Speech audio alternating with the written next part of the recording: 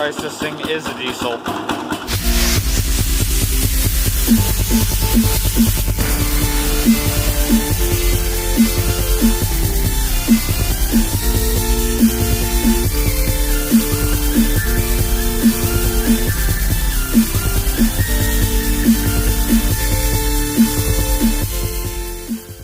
Hey guys, welcome back to yet another video for the channel. So, I got a quick update here for the Blazer. We did get it off the jack stands successfully. I will tell you that we do not have brakes. So, let's start with the fact that the diff cover went together. We used diff cover sealer.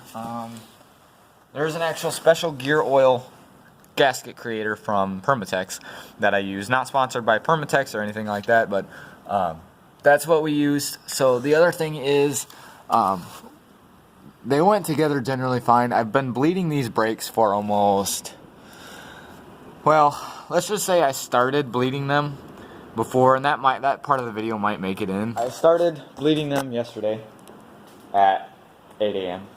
and they're still spongy. So I'm going to get into what's going on here. So essentially what we've got, I've been bleeding.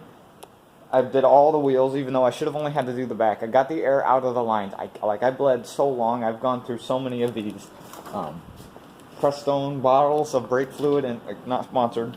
I wish I was, because I went through so much of it. I went through so many bottles of this, and I'm not getting air bubbles. So, you know, I was lost for a long time. Then I realized what was doing it. So what's happening is I'm pressing on the pedal in the truck. Like we'll do that right now. We'll just... Sure. We just push once, push twice, push 3 times. Oh, and it's as hard as a rock. And then you start the vehicle, and it goes all the way to the floor.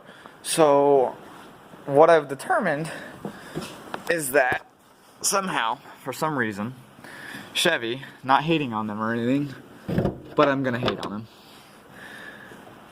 has made it so that this ABS module, when it gets air in it, can only be bled by taking it to the dealer, unless you have bleeder screws, which I have yet to find any bleeder screws.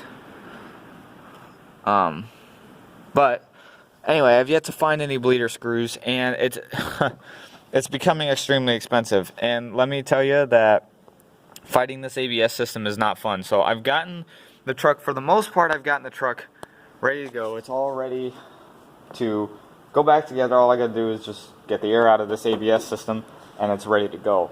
But I figured I would tell you that everything went together generally okay.